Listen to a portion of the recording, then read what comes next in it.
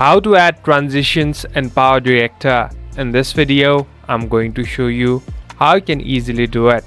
First of all, open the application. So now we're in this home page. Basically, this is the place where you can find different tools and even create a new project. Here on the left top, tap on New Project. Now select the video that you want to edit. So here I'm tapping on one. So now we're in this editing platform. So this is the place where you can make different edits to your video. So how do you add transitions? So basically we need two clips for this. Here, as you can see, there are two different clips available. Now you must place your cursor in between these two clips. So after doing that, you can see this transition effect. So this is the place where you can add different transitions that are available.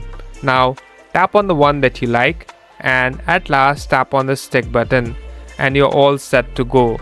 So the transition has been added, and you can even modify and transform and change it according to your choice. Thank you for watching this video. I hope this video will help you.